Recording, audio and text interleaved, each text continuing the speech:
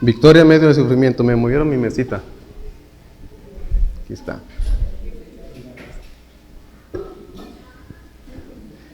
Victoria en medio del sufrimiento. Y vamos a por favor leer esta porción. Pónganse de pie por favor para leer del versículo 18 al 22 y oramos. Pónganse de pie por favor para leer esta porción. Los que tengan Biblia, búsquenlo en sus Biblias, y los que no tengan Biblia, en la pantalla. Pero si tienen Biblia, en sus Biblias, porque luego nos acostumbramos a que lo pongan en la pantalla. Primera Pedro 3, 18 al 22. Inicio y luego ustedes continúan en el 19. Dice la Biblia: porque también Cristo padeció una sola vez por los pecados, el justo por los injustos, para llevarnos a Dios, siendo la verdad muerto en la carne, pero vivificado en espíritu. En el cual también fue predicado a los espíritus descartados, los que en otro tiempo desobedecieron cuando una vez esperaba la paciencia de Dios en los días de Noé, mientras se preparaba el arca, en la cual pocas personas, es decir 8, fueron salvadas por agua.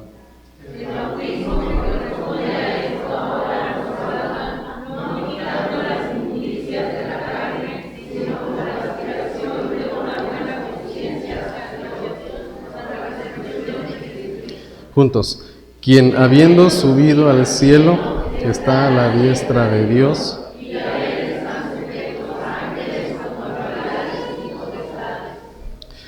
Señor, pedimos que tu palabra penetre en nuestros corazones, Señor Dios, que recordemos los padecimientos de Cristo, Señor, como nuestro modelo a seguir, Padre, y que en esta hora tú toques nuestros corazones y nos ayudes a que, a pesar de cada sufrimiento, necesidad, problemas que puedan existir, Señor, críticas que pudiéramos recibir también, podamos salir victoriosos para tu gloria y para tu honra, Señor. Que recordemos que siempre hay un propósito, y el propósito es un propósito divino y eterno, en el cual incluso nuestros sufrimientos o nuestras aflicciones o preocupaciones tienen su fin, Señor, en un propósito tuyo, Padre, y no nuestro. Ayúdanos, Señor Dios. Bendice a cada persona, Señor, en su necesidad que hay. Sabemos y entendemos, Señor, que hay diferentes necesidades, Padre, y pedimos que tú sigas consolando, ayudando y fortaleciéndonos para ti, Señor. En el nombre de Jesús, amén. Amén. Pueden sentarse. Gracias. Entonces vamos a ver esta porción, victoria en medio del sufrimiento. ¿Qué es lo que nos está hablando el apóstol Pedro? Si recordamos en versículos anteriores, es más, desde pasajes o capítulos anteriores, pero solamente aquí recordemos un poco lo que Pedro nos está diciendo, ¿no? En el versículo 15 decía que, lo vimos la semana pasada, que las personas van a pedir razón de la esperanza que hay en nosotros. Y esto es ¿por qué causa? Porque si nosotros vivimos una vida siendo de luz y de bendición, una vida en la cual no respondemos y no tratamos a los demás como nos tratan a nosotros y damos un testimonio de fe, la gente va a decir: ¿por qué crees eso? ¿Por qué crees tú que no te debes de vengar, que no debes de ser injusto, de robar, de estafar? ¿Por qué tú vives así, con esa tranquilidad, con esa confianza? Y entonces tenemos que dar razón de la esperanza que hay en nosotros.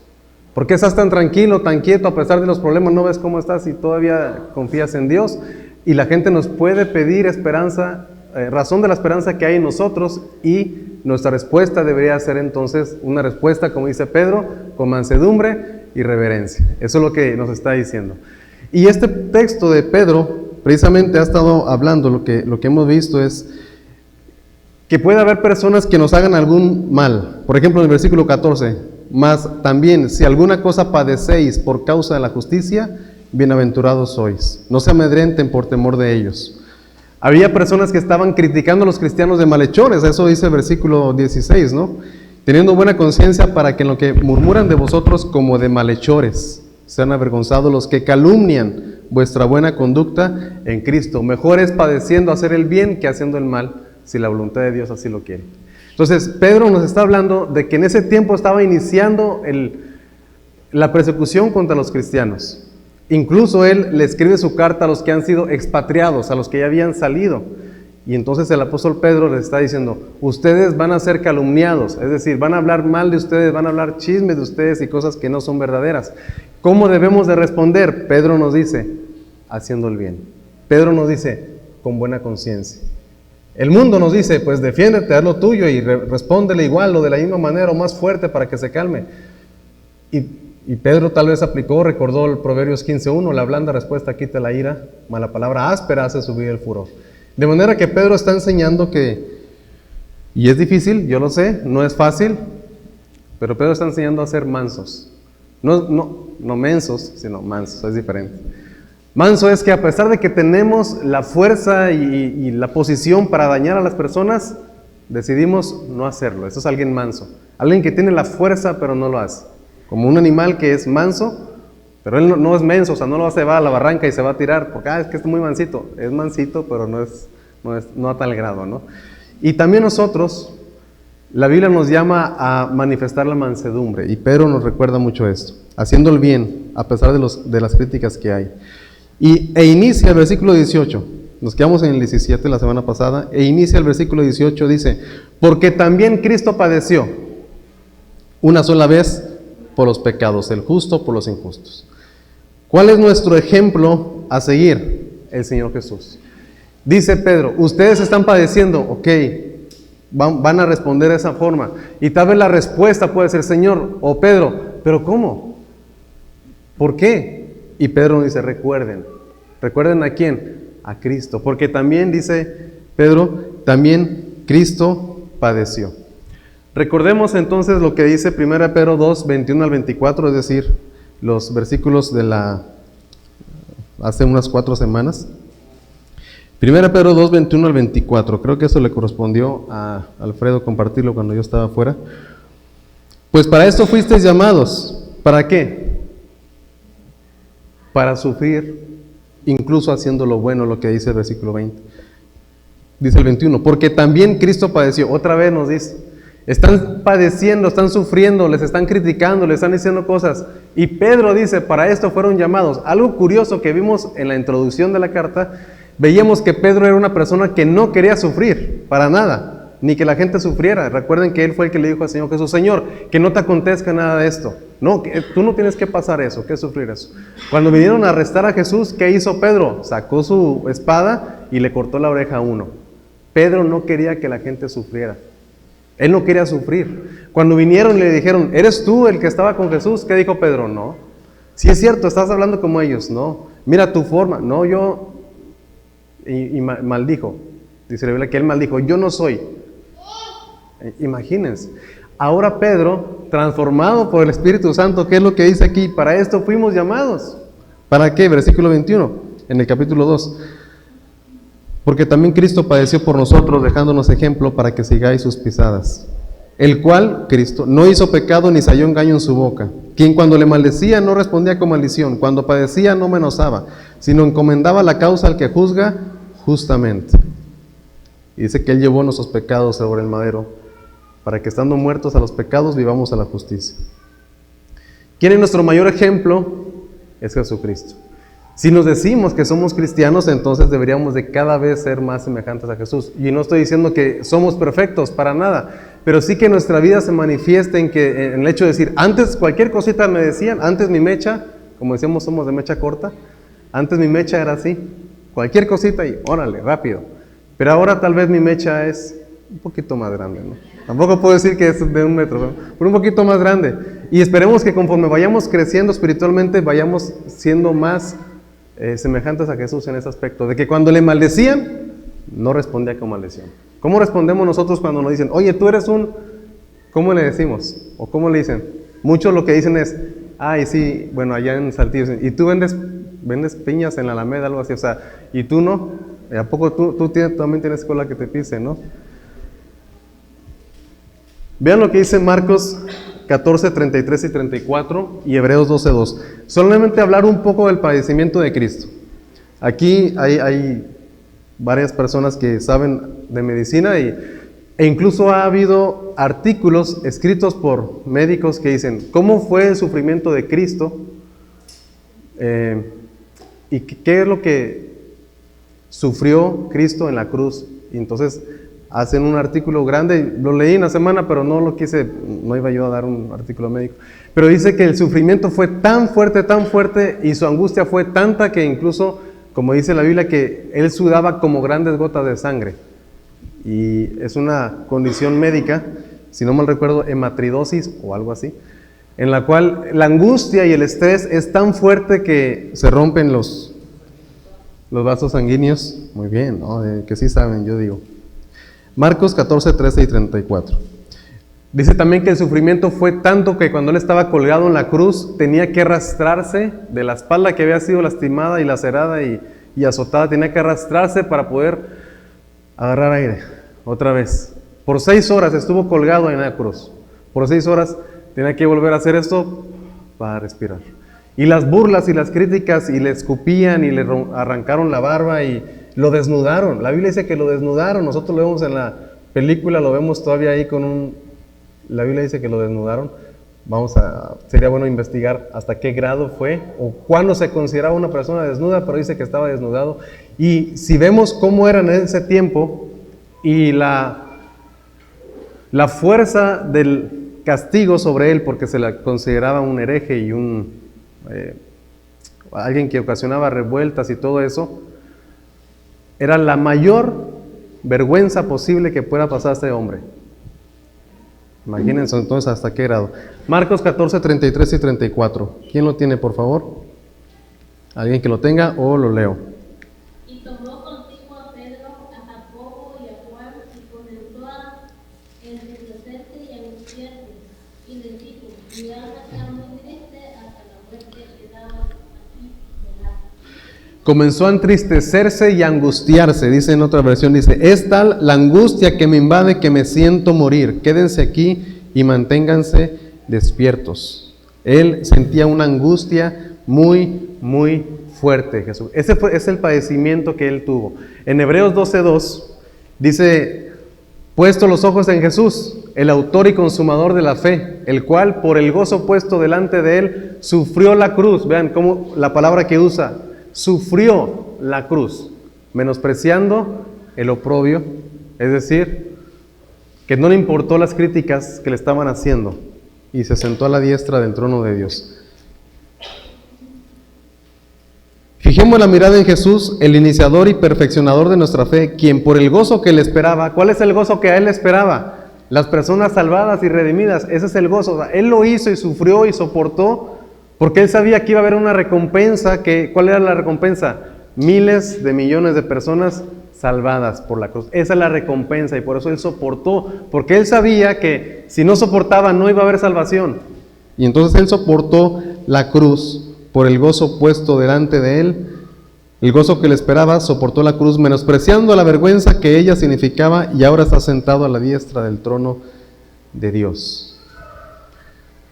Y aquí hay algo interesante. Si regresamos a 1 Pedro 3:18, dice que Jesucristo padeció una sola vez por los pecados. ¿Para qué? ¿Cómo dice en 1 Pedro 3:18? ¿Para llevarnos a la gloria? Para llevarnos a Dios. Eso es algo muy interesante. La Biblia nos dice que Cristo sufrió, y su sufrimiento fue para que pudiéramos nosotros ir a Dios. Y aquí hay algo que tal vez choca con nuestra idea que tenemos, pero Cristo no sufrió para llevarte al cielo, para darte una casa en el cielo. Eso no fue el propósito principal.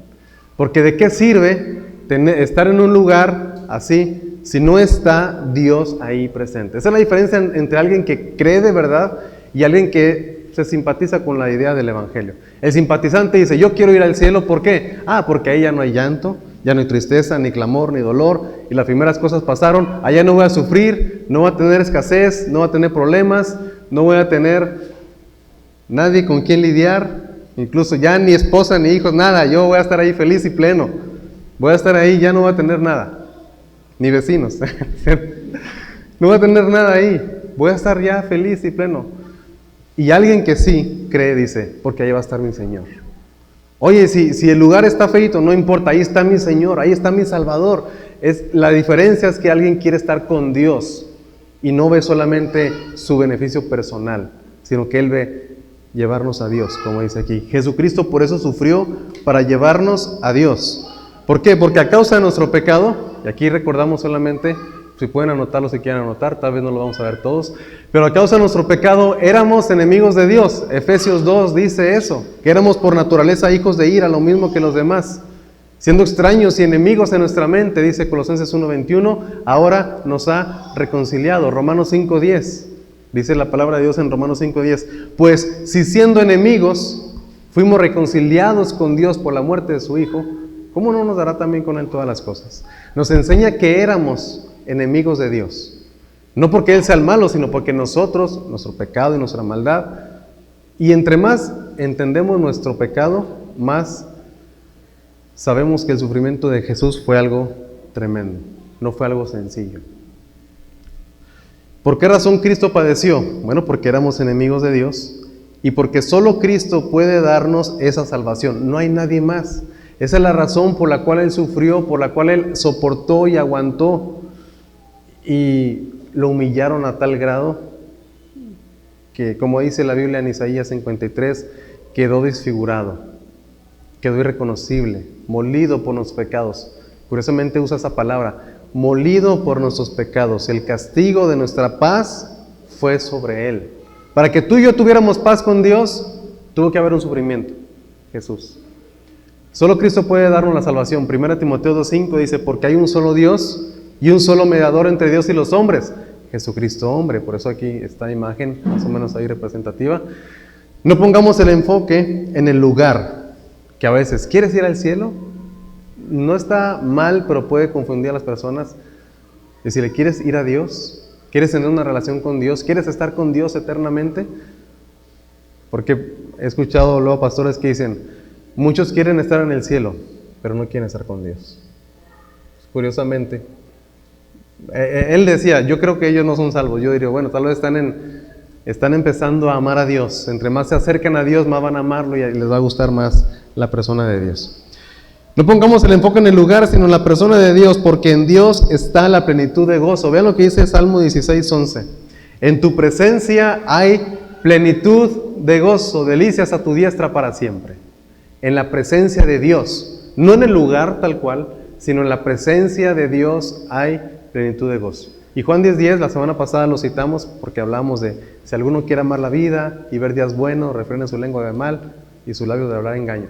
Juan 10:10, ¿qué dijo Jesucristo? El ladrón no viene sino para hurtar, matar y destruir. Y yo he venido para que tengan vida y para que la tengan en abundancia. Y alguien puede ver su cartera y va a decir, bueno, abundancia, abundancia. Y veíamos que no se trata de ese tipo de abundancia nada más.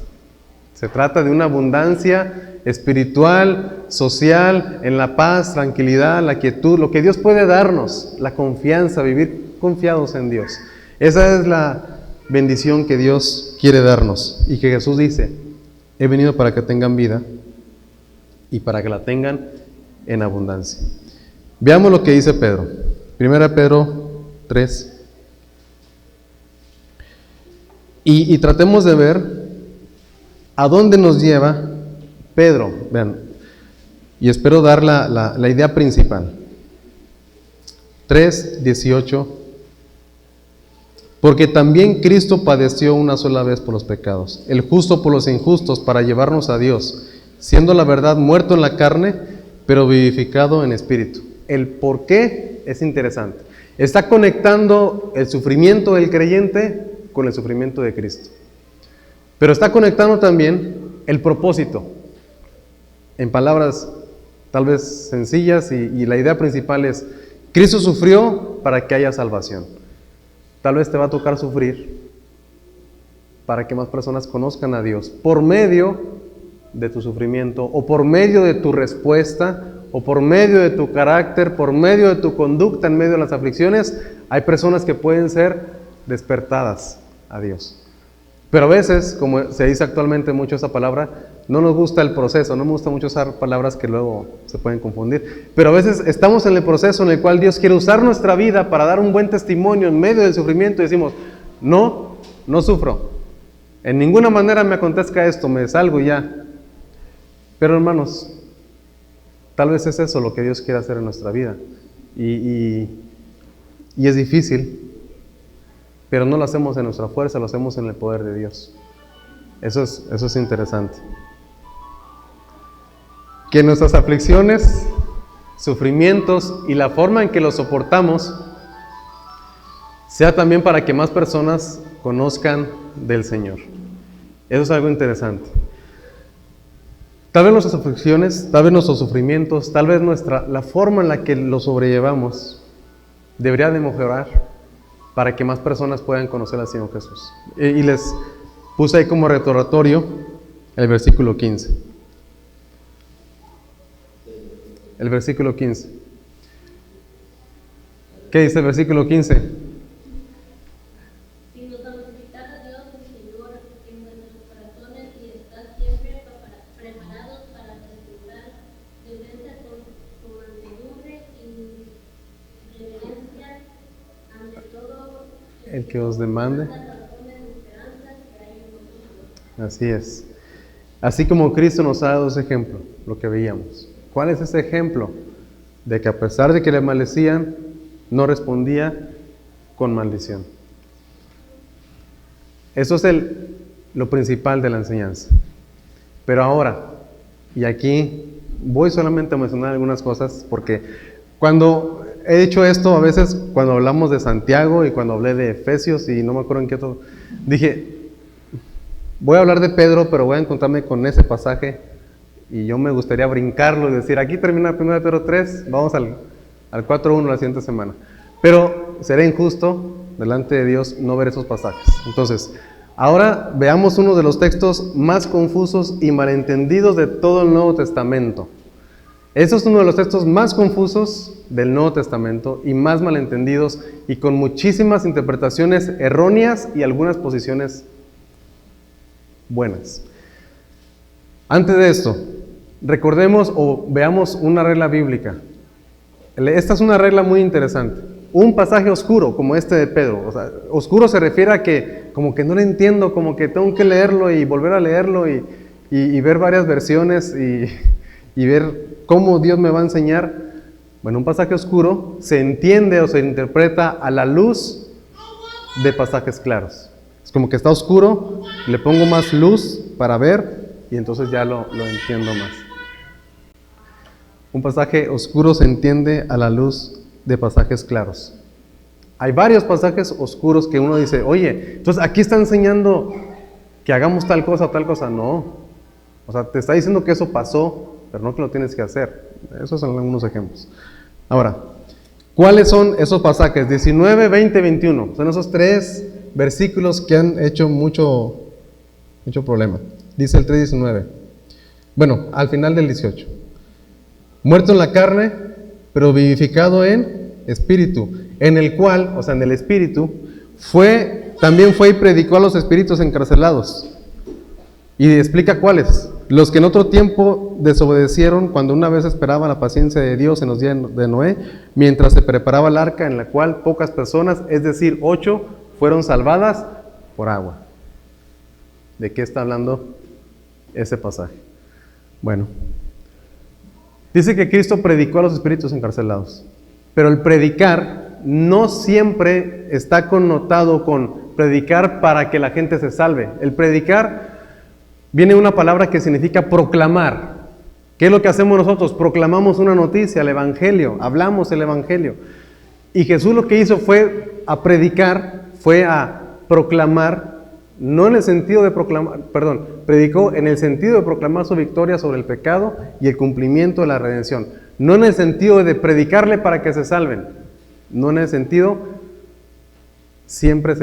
no siempre es en ese sentido. Hay esos dos sentidos. Proclamar una victoria y proclamar para salvación.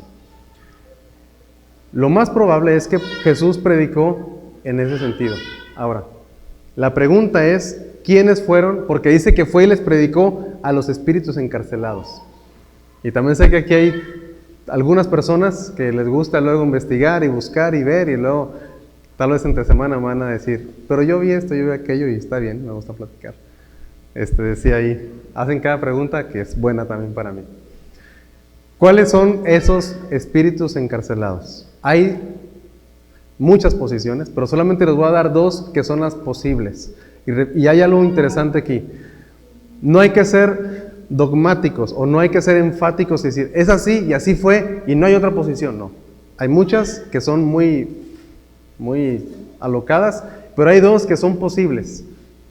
Y no vamos a decir, es esto, porque tal vez podemos inclinarnos, yo pienso que es esto, y tal vez otro va a decir, no, yo pienso que es esto, y no hay ningún problema. ¿Por qué? Porque es algo que no es una verdad central, es una verdad, tal vez no la entendemos ahorita, pero no es una verdad central que afecta nuestra vida, ni en comunidad como iglesia, ni en nuestra salvación. Pero una de esas posiciones es que esos espíritus encarcelados a los que Cristo les predicó en su espíritu son los ángeles caídos. Porque en la Biblia cuando se habla de espíritus en el Antiguo Testamento muchas veces se refiere a los ángeles. No se refiere generalmente a los espíritus de las personas que mueren. Generalmente no. En el Antiguo Testamento. Ahora, en Génesis 6, y los que estudian esto, los estudiosos dicen que son estos espíritus encarcelados porque habla de los que en los días de Noé desobedecieron. En Génesis 6 se nos dice que empezó a crecer la raza humana y empezaron a tener hijos e hijas. Y que los hijos de Dios vieron a las hijas de los hombres. Y dice que tuvieron intimidad y le nació una nueva gente, ¿no? Y esto le desagradó a Dios. A tal grado que mandó el diluvio. Entonces, los que tienen esa posición dicen, fue porque ya la raza humana, como raza humana pura, estaba en peligro de que permaneciera así. E incluso hay mitologías y hablan de los gigantes en ese tiempo, los Nefilim o Nefalim, no sé, algunos tienen otros nombres. Y dicen, empezó a suceder eso. Entonces, ¿qué es lo que hizo Dios? Encarceló a esos espíritus que se habían metido con las mujeres y los tomó presos. Judas 1.6 dice que los espíritus, bueno, vamos a ver lo que dice Judas 1.6, porque ese no me lo sé de memoria. Judas 1.6 habla de lo mismo, de personas que estuvieron, de espíritus encarcelados. Judas, a ver si encuentran, dice, y a los ángeles que no guardaron su dignidad, sino que abandonaron su propia morada, los ha guardado bajo oscuridad en prisiones eternas para el juicio del gran día. Entonces dicen, tal vez es lo mismo. Los espíritus que habla Pedro, que desobedecieron en los días de Noé, son los que Judas dice, porque los dos hablan que están encarcelados. ¿Cómo tuvieron intimidad? Ahí hay otras posiciones. Unos dicen que el ángel tal cual vino y se metió con las mujeres. Y algunos dicen que tal vez eso no se puede hacer porque los ángeles no dice que no tienen sexo, dice que no se casan y no se dan en casamiento. Y algunos otros piensan que el espíritu, que el demonio pues posesionó a hombres y posesionando hombres se metieron con las mujeres. Esas son la posición más, incluso más aceptada dentro de los estudiosos. Y que lo que hizo Dios fue que los encarceló por su maldad. Diciendo, ustedes están corrompiendo mi creación a tal grado que mejor y manda un diluvio. Eso es lo que se cree. Y lo que creen es que cuando Jesús muere, va entonces al Hades, al lugar del tormento. Incluso en el credo católico dice, creo en un solo Dios, y lo dice que Jesucristo que descendió al infierno, así lo dice. Entonces está esa posición de que llegó y les declaró, ustedes, declarando su victoria, ustedes se burlaban de Noé, ustedes no creían, y por causa de ustedes mandaron el diluvio, y yo soy la promesa cumplida, yo soy el verdadero Salvador, que eso fue lo que hizo, en ese sentido predico. Otra posición es que esos espíritus a los que Jesús les predicó son personas a las que Noé les predicó por medio del Espíritu Santo. Ahora son espíritus encarcelados. Voy a tratar de explicarlo porque tal vez es un poquito complicado. Vamos primero a explicarlo en nuestro punto actual. Cuando alguien predica el Evangelio, ¿quién es el que convence a las personas? Espíritu Santo. Entonces, ¿y quién tiene el Espíritu Santo? Pues todos los creyentes. Yo predico el Evangelio y entonces, como dice 2 Corintios 5:20, como si Dios rogase por medio de nosotros, le rogamos en nombre de Cristo, reconciliados con Dios. En cierta forma podemos decir que Dios está hablando por medio de nosotros, en cierta forma. Entonces, eso es a lo que tal vez se refiere Pedro, en que cuando Noé predicó, el Espíritu de Cristo, porque Cristo siempre ha existido, estaba tomando a Noé, o las palabras de Noé, y les predicó a las personas, a los hombres. Y ahora están encarcelados, porque desobedecieron a Noé y no creyeron el Evangelio, y Jesús proclama su victoria, les dice, ¿se acuerdan que Noé les predicó por muchos años y no creyeron?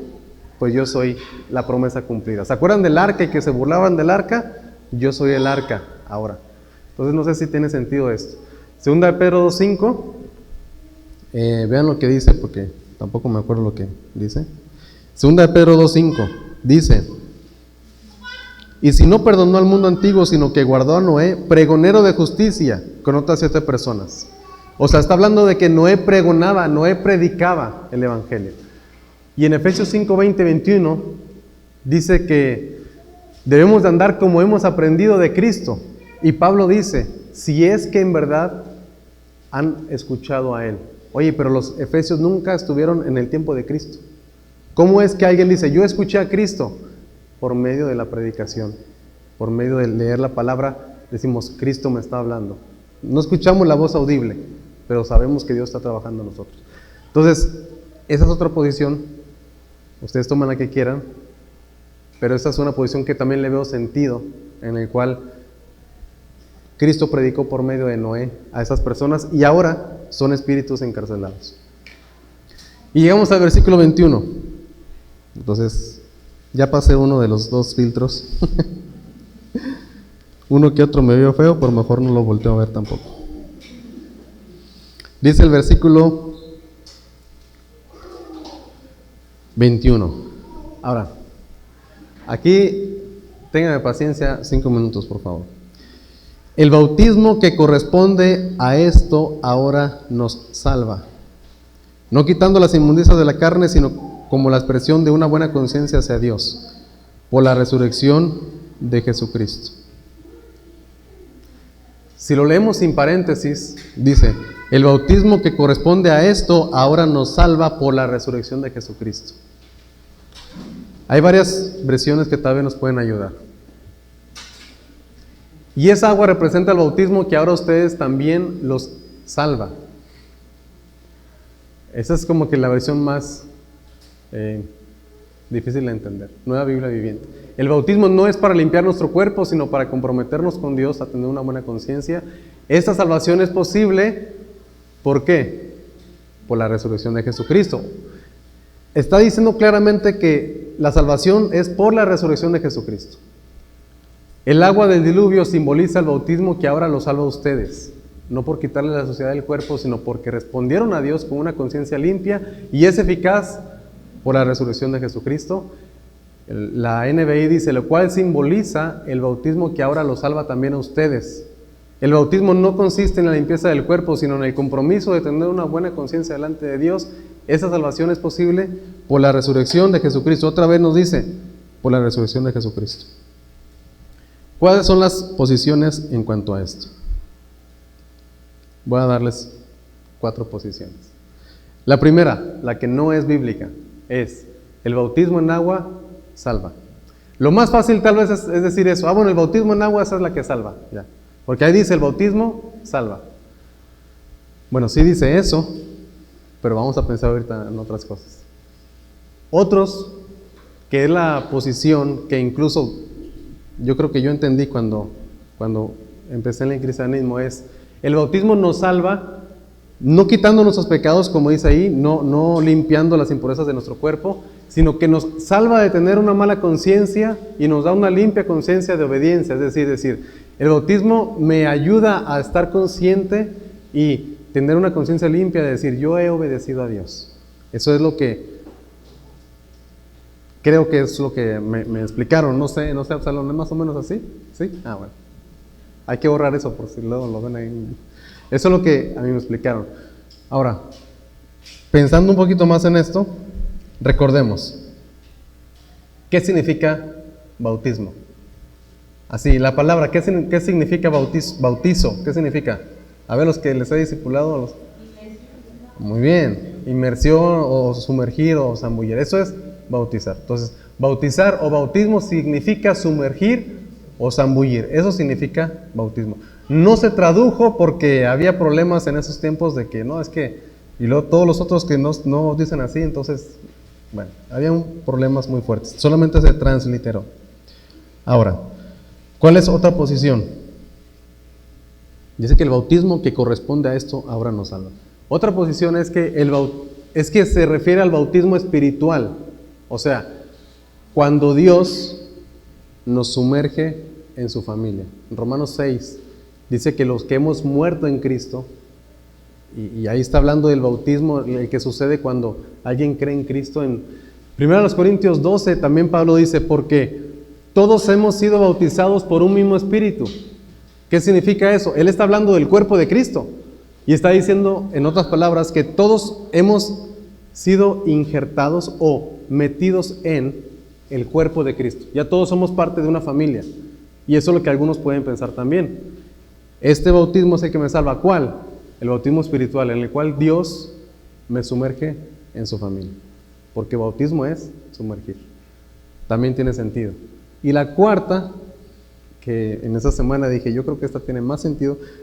Fue la semana pasada que le dije a mi esposa, ya entendí, pero no te lo voy a explicar porque quiero que lo escuches y me digas si lo expliqué bien y si no, pues lo vuelvo a predicar. Ahora, la cuarta posición, creo que tiene más que ver porque está conectada con el contexto y con la historia. ¿Qué contexto? ¿De qué empezamos a hablar? ¿O cómo se llama el tema? Del sufrimiento. Y luego nos toma a Noé y nos toma del arca y nos habla de eso. Pero está hablando, ¿de qué está hablando el pasaje? De sufrimiento, de eso está hablando, de sufrir bien y de, esa es la cuarta posición que pienso que es la más correcta. El bautismo de Cristo es el que nos salva. No el bautismo en agua, no cuando vino Juan el Bautista y le dijo, oye, yo no te puedo ni siquiera desatar la correa de tu calzado, sino más bien el bautismo cuando Él fue sumergido en el sufrimiento, porque eso es de lo que está hablando. Cristo padeció. Vamos a ver esos pasajes en Marcos 10, 38 y 39. Marcos 10, 38 y 39, por favor. Me gusta enseñar en la mañana porque como que ya en la tarde ya lo repito y lo repito tal vez más diferente. No voy a decir más abreviado porque todos vengo en la tarde porque en la tarde se tarda menos. Marcos 10, 38 y 39. No, a veces me tardo más. Vean lo que dice. Entonces Jesús les dijo, no sabéis lo que pedís, porque pedían estar uno a la derecha y otro a la izquierda. ¿Podéis beber del vaso que yo bebo? ¿O ser bautizados con el bautismo con que yo soy bautizado? Ahora, para este tiempo él ya había sido bautizado con Juan el Bautista. Pero él dice, ¿ustedes pueden ser bautizados con el bautismo que yo? Ellos dijeron, podemos. Jesús le dijo, bueno, la verdad, del vaso que yo bebo beberéis, y con el bautismo con que yo soy bautizado seréis bautizados. O sea, yo voy a entrar en sufrimiento y ustedes también. Los discípulos también sufrieron. Todos murieron, excepto uno, murieron martirizados. El bautismo de Cristo es el que nos salva de acuerdo a esa posición. Vamos a ver Lucas 12:50. Lucas 12:50. Vean lo que dice. De un bautismo tengo que ser bautizado, y cómo me angustio hasta que se cumpla. Jesús habla de que tiene que ser sumergido. Y él dice, ¿cómo me angustio? Hay que recordar cómo dice. Dice, el bautismo que corresponde a esto. O sea, el bautismo que está en acorde a esto que les estoy diciendo. ¿Cuál bautismo? Yo pienso que habla del sufrimiento, porque como dije, es más consistente con el contexto. El bautismo que más corresponde al contexto y a la historia de Noé es el bautismo de Cristo, donde el arca estaba atravesando la ira y el castigo de Dios para salvación, salvar a 8 personas.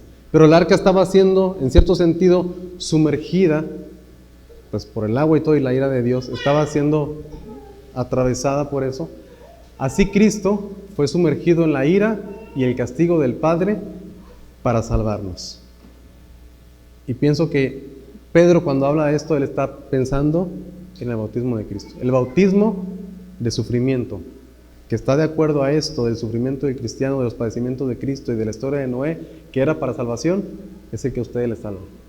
No el bautismo en agua, sino el bautismo de que Cristo murió por nuestros pecados y nos dio la salvación. Creo que esa es la mejor. Entonces, ¿para qué me dice las otras tres? Bueno, pues para que sepan que hay otras posiciones. Y termina con el versículo 22, hablando de Cristo. Ya Pedro ya deja de hablar de cosas tan difíciles de entender. Y algo curioso, hasta yo lo escuché en esa semana. Pedro dice en su segunda carta, Pedro dice, nuestro hermano Pablo ha escrito en sus cartas, el cual dice, tiene algunas cosas difíciles de entender. Y uno puede decir, bueno, ¿y a poco tú no, Pedro? También no cantas mal las rancheras, ¿no? Quien habiendo subido al cielo está a la diestra de Dios, y a él están sujetos ángeles, autoridades y potestades. A él están sujetos ángeles, autoridades y potestades. O sea, Cristo venció. Y pónganse de pie para terminar, por favor, orando con este versículo. Pónganse de pie. Y si vamos a sufrir, que sea con el propósito para ser como Cristo y para que más personas conozcan a Dios por medio de nuestro testimonio. Dice Hebreos 12, corramos con perseverancia la carrera que tenemos por delante, fijemos la mirada en Jesús, el iniciador y perfeccionador de nuestra fe, quien por el gozo que le esperaba soportó la cruz, menospreciando la vergüenza que ella significaba, y ahora está sentado a la derecha del trono de Dios. Gracias, Señor, por el sufrimiento de Cristo. Porque si no fuera por Él, Señor, no seríamos salvos, no pudiéramos ser salvos, Señor.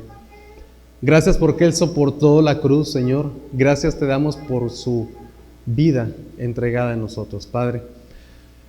Ayúdanos, Señor, también en medio de nuestros sufrimientos. Tal vez en medio, Señor, de la crítica que tal vez pudiéramos recibir, Señor. Padre, pedimos que tú nos ayudes, Señor. Que nuestra vida refleje a Jesús, Señor. Pedimos que cuando estemos en algún sufrimiento recordemos que hay un propósito, que más personas te conozcan, Señor. Ayúdanos, Padre, a que si es necesario, Señor, pasar por eso, tú nos des la fuerza, el poder, la resistencia, Señor, para soportar y para que más personas vean que tú tienes poder para ayudarnos, Señor. En el nombre de Jesús. Amén.